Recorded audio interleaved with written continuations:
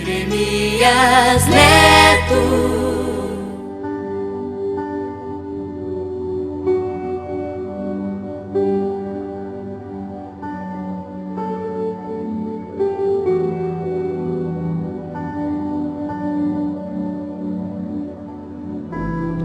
Meu querido amigo Jeremias Neto, quando eu conheci o Saulo, já fazia 2 anos que ele estava solteiro.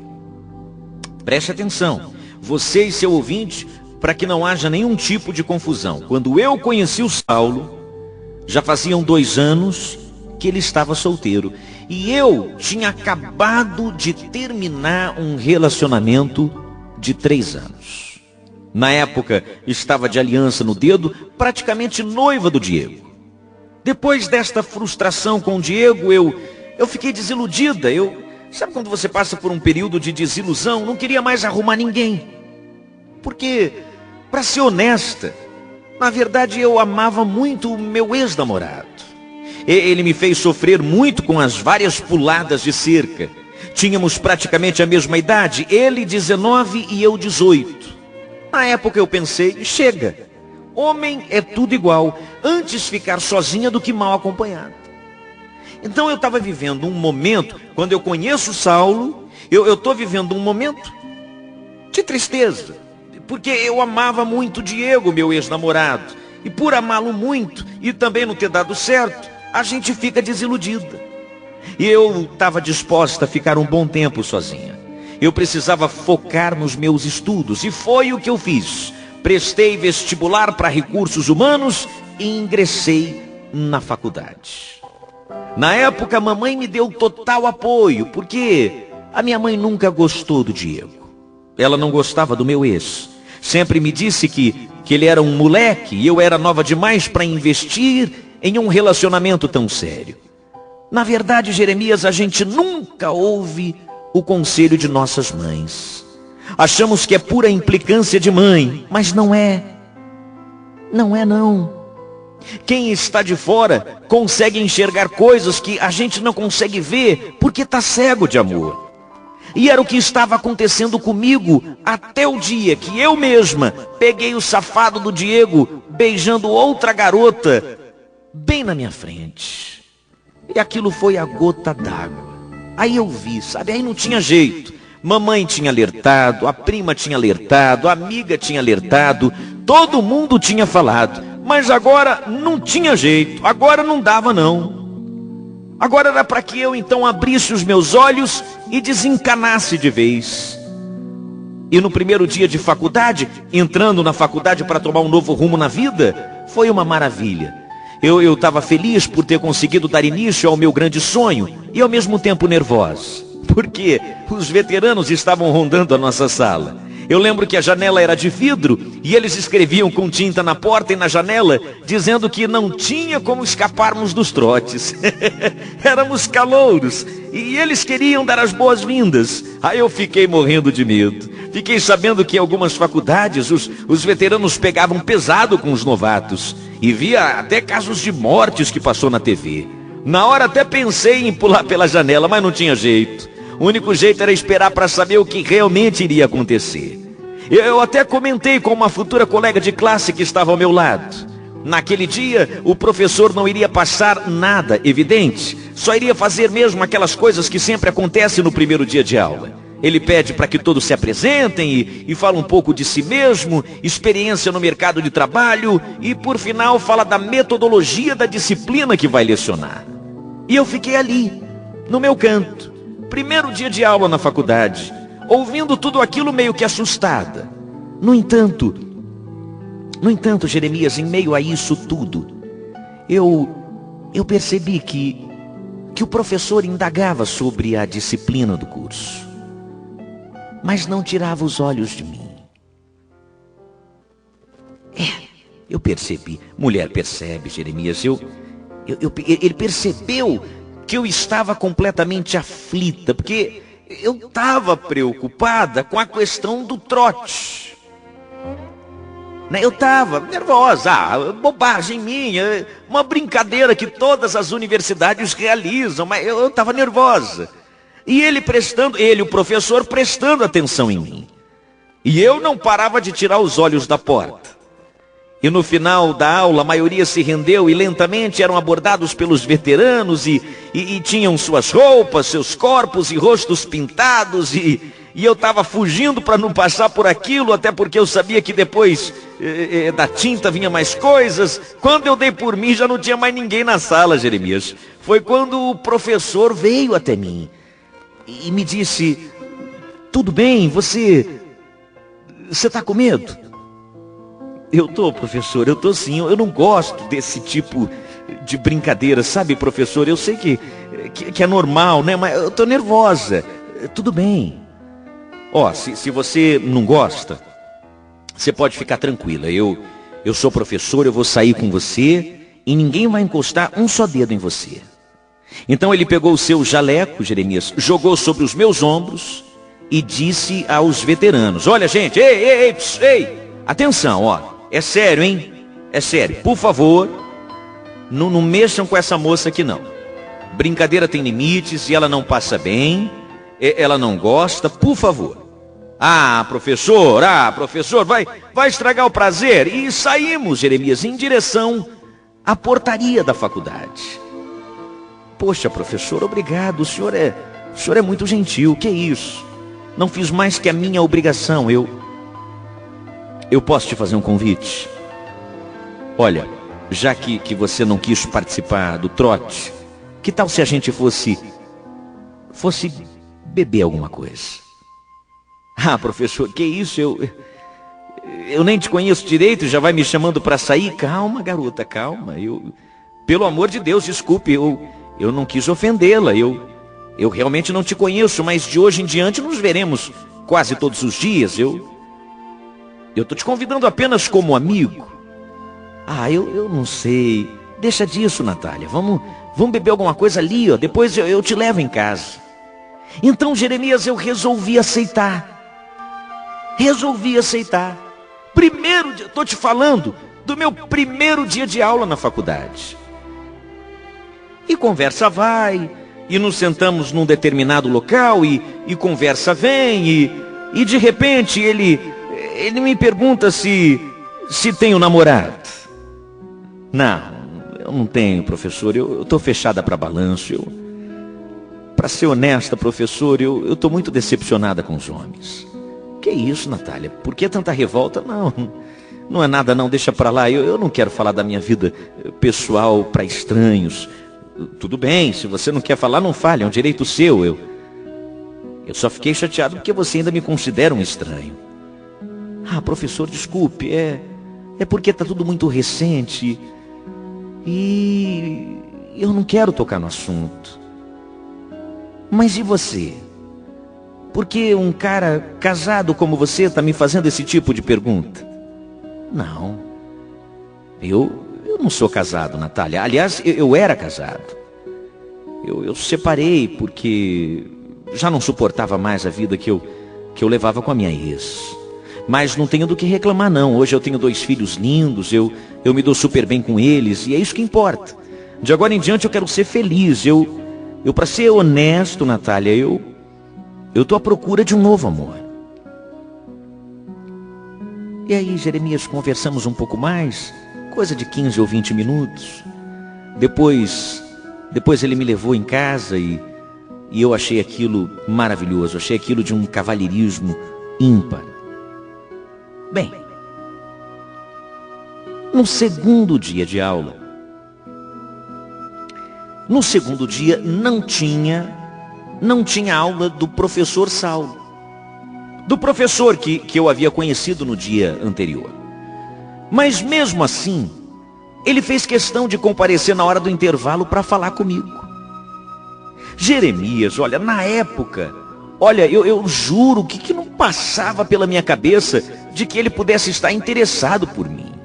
Eu apenas pensava que era uma simples amizade, mas com o tempo, sabe, eu fui percebendo que existia algo a mais da parte do Saulo. Ele tinha todos os predicados que eu procurava em um homem. Só que, sinceramente, eu nunca havia pensado em ter um relacionamento com um homem de mais de 40 anos. Ele mais de 40, eu 18, 19. Eu nunca pensei. Eu tenho que ser honesto. Não que eu tivesse preconceito, viu, Jeremias? Aliás, eu conhecia casais com essa diferença de idade. Tanto do homem para a mulher, como da mulher para o homem. Mas para mim, no meu caso, eu sinceramente, eu nunca havia parado para pensar. Só que foi exatamente o que aconteceu. Daquela singela amizade, nasceu um grande amor. Saulo fez questão de ir na minha casa, pedir a minha mão em namoro. Eu achei meio antiquado e cafona, mas aquele gesto demonstrava o quanto estava realmente interessado em mim. A minha mãe, por sua vez, logo de cara adorou Saulo. Até pareciam amigos de infância. Tá vendo, filha? Tá vendo? Ó, filha, ó, tá vendo? Esse é o tipo de homem que eu sempre quis que você se envolvesse. Não aquele moleque do Diego que não quer nada da vida. Mas, pelo amor de Deus, mãe, não fale isso. Tem visita aqui em casa, não me faça passar vergonha. E eu tô falando alguma mentira, minha filha? Diz, eu tô mentindo? Não, mãe, não tá, mas não precisa sair por aí falando para Deus e o mundo todo, né? E foi assim, Jeremias, que tudo começou. Foi assim, do jeito que eu hoje estou contando na minha carta, do jeito que eu hoje estou contando na minha história. Já no segundo ano de faculdade, ele me pediu em casamento, para assim que eu concluísse o curso, iríamos nos casar com tudo que tínhamos direito. Eu lembro que sempre dizia a ele que queria muito ser mãe, mas ele não me dizia nada, pois já era pai. E pelo jeito não estava pensando em passar pela experiência de ser pai novamente por tão cedo. Não toquei mais no assunto, porque achei que aquele determinado assunto poderia ser discutido em outra ocasião. Então, Jeremias, os anos se passaram, o tempo se passou, e depois que concluí a faculdade, nós nos casamos. E foi uma festa maravilhosa. Reuni todos os nossos amigos, reuni todos os nossos familiares para celebrarmos a nossa felicidade. Poxa vida, o homem que eu conheci no primeiro dia de aula da minha faculdade, o professor que havia me livrado de levar um trote dos alunos veteranos, o homem pelo qual eu me apaixonei, o homem que tinha mais de 40 anos, mas um homem sedutor, educado, gentil, o homem capaz de me fazer feliz. No entanto, o tempo passa, e mesmo que o tempo passe e você tenta adiar um determinado assunto, uma hora você tem que tocar naquele assunto. E logo no primeiro ano de casamento, eu sinceramente, eu estava louca para engravidar. Porque eu tinha essa ansiedade. Eu era louca para ser mãe. E sinceramente, eu estava fazendo de tudo para ficar grávida do Saulo. Eu queria fazer uma surpresa para ele. No primeiro ano foi um fracasso total, sabe? Eu parei de tomar as pílulas anticoncepcionais e nada. Até achei que o problema fosse comigo, mas não era, porque eu fui um especialista e ele disse que tudo estava normal. Então achei que o problema fosse com o Saulo. Fiquei algum tempo sem falar no assunto. Até porque, Jeremias, eu estava com medo da reação dele. Estava com medo. Aquela coisa de filho, eu já sabia, observando que era um assunto delicado, que ele de repente teria algum tipo de receio. Eu tinha medo da reação dele, mas no dia em que eu estava me preparando para falar com ele sobre assunto, eu comecei a ter enjoos. Olha como é que são as coisas. No dia em que eu estava me preparando para falar com o Saulo sobre o assunto, eu começo a ter enjoos. Quando eu comecei a ter enjoos, evidente, eu suspendo a conversa, fiz o teste de gravidez e finalmente descobri eu estava grávida. Eu estava grávida. Foi o dia mais feliz da minha vida, porque eu tinha engravidado, eu tinha conseguido engravidar. Ora, eu seria mãe, eu iria gerar um filho ou uma filha. Eu estava feliz, eu estava alegre, eu estava satisfeita. Agora era só contar a grande novidade para o Saulo. Mas eu esperei, não contei de cara. Eu esperei, Jeremias, 2 meses para contar toda a verdade para ele.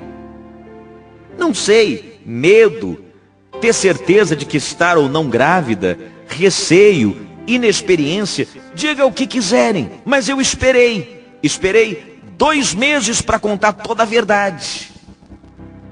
E naquele dia ele estava de folga do trabalho. Eu preparei, sabe, o nosso quarto, deixei tudo no jeito para termos uma noite de amor inesquecível e eu finalmente contar a surpresa para o meu grande amor. Eu me lembro que naquela noite nós nos amamos muito e depois eu tomei um banho e esperei ele tomar um belo banho também e depois eu me sentei na cama e chamei o Saulo. Saulo, meu amor, vem cá, eu preciso te contar uma coisa. Uma coisa para mim? O que foi, meu bem? É uma surpresa, eu acho que você vai gostar muito. Sim, qual é a surpresa? Lembra que eu disse a você que eu era louca para ser mãe? Lembro, e o que tem? Ora, você ainda não percebeu na minha barriga, meu amor, eu tô grávida. Grávida? Como assim? Você só pode estar de brincadeira comigo. Que isso, amor? Por que eu brincaria com um assunto tão sério? Grávida? Você está dizendo para mim? Você está dizendo para mim que você está grávida? E quando ele disse isso, Jeremias, eu já tomei um tapa na cara. Grávida! Você está me dizendo que você está grávida? Ah, sua vagabunda! Sua vagabunda! Pelo amor de Deus, Saulo, o que eu disse? Você tá louco? O que foi? Para com isso, você tá me machucando. Eu tô grávida, você... Quem foi que te engravidou, sua vadia? Quem foi que te engravidou? Quem foi que te engravidou? Conta pra mim, quem foi? E Jeremias, ele foi me dando um tapa atrás do outro, um tapa atrás do outro, um soco atrás do outro, um soco atrás do outro, e me deu vários chutes, bofetões, e só me largou quando eu estava praticamente desfalecida. Não vi mais nada. Quando dei por mim, eu acordei já num leito de hospital. Quando dei por mim, eu acordei num leito de hospital e deparei-me com um médico. E esse médico me disse: calma, fique calma, senhora, que o pior já passou. Você não corre mais risco de morte, não. Sim, doutor, mas e o meu bebê, doutor? Ele tá bem, o meu bebê, doutor? Meu bebê tá bem? Fala pra mim que o meu bebê tá bem. Desculpe, senhora, mas a senhora perdeu o bebê. Ele não resistiu aos ferimentos. Tivemos que fazer uma cirurgia de emergência para retirar o feto. Seu útero ficou muito machucado. Não fala isso pra mim, não. Não, eu não acredito que aquele maldito fez isso comigo. A troco do quê? A troco do quê? A troco do quê? Por que que ele me bateu daquele jeito? Por quê? Pois é, senhora, por pouco você também não morreu. Eu posso te fazer uma pergunta? Claro, doutor. Você já é mãe? Não, este era o meu grande sonho, mas por que está me perguntando isso agora? É porque, infelizmente, a senhora não poderá ser mãe nunca mais.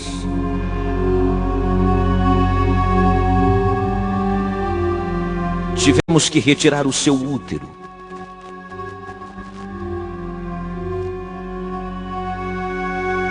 Nós tivemos que retirar o seu útero e evidente que você fica impossibilitada de engravidar novamente.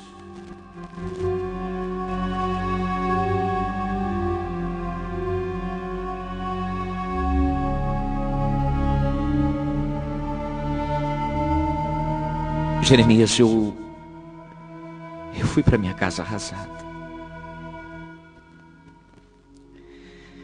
Eu fui para minha casa arrasada. Eu fiquei sabendo que naquele mesmo dia da briga, o Saulo saiu de casa desesperado e sofreu um grave acidente de carro, ficando quase à beira da morte, mas não morreu. Depois que ele se recuperou, ele veio até minha casa, mas eu não queria mais saber daquele cafajeste. Eu só queria saber uma coisa: o porquê. Por que ele tinha feito aquilo comigo? Por quê? Por que aquela revolta toda? Por que ele tinha feito aquilo comigo? Saulo, eu não quero te ver nunca mais na minha frente. O nosso casamento acabou, mas eu quero ouvir o que você tem para me dizer. Natália, eu quero te pedir perdão. Naquele dia eu achei que você tinha me traído com outro homem. Eu nunca lhe disse, mas eu havia feito vasectomia e não podia mais ser pai. Por isso que eu fiquei louco de ódio. Como é que você poderia estar grávida de mim se eu não poderia mais ter filhos? Então você acha que eu seria incapaz de lhe trair? Não, não é isso. Mas eu estava completamente errado. Há poucos dias eu fui fazer um exame e descobri que posso ser pai sim. Eu acho que a cirurgia que eu fiz não foi bem feita. Por isso eu queria te pedir perdão.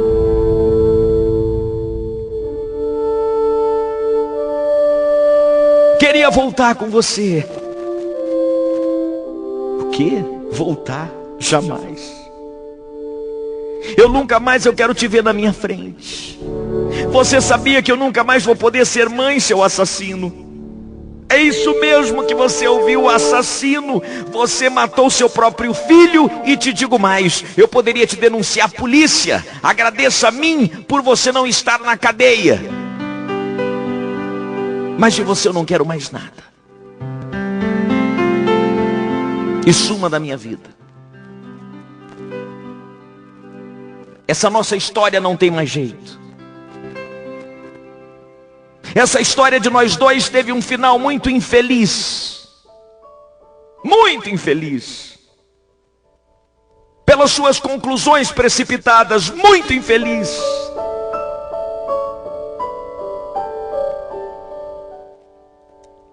E ele foi embora. E não apareceu mais. E eu estou aqui até hoje. Amargurada, sofrendo porque não quero mais ninguém na minha vida.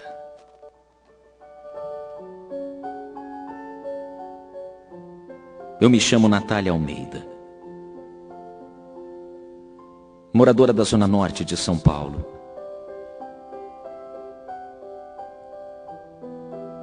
Tu ouvinte.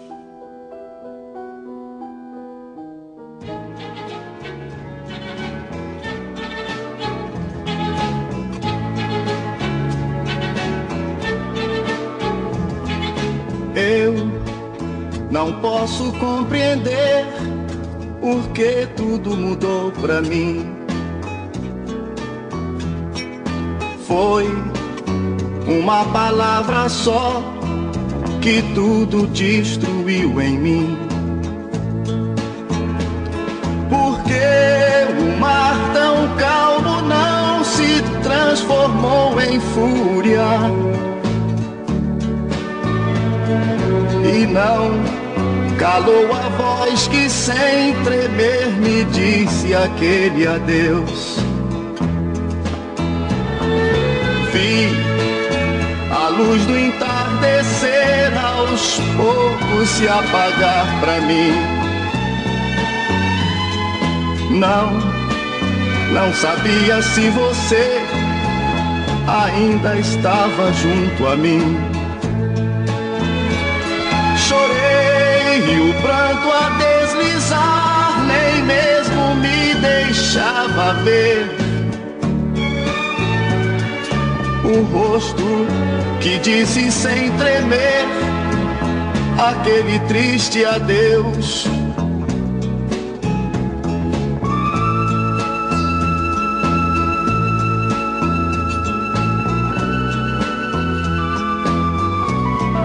É mais uma história. E que história? Aqui, no programa do amigo Jeremias Neto, como acontece todos os dias, como acontece todas as tardes. Se você é quem conta a sua história, nos escreva. Avenida Paulista, 2200, no bairro de Cerqueira César, São Paulo, capital. Você também pode nos mandar um e-mail, jeremiasneto@uol.com.br. jeremiasneto@uol.com.br. Jeremias Neto.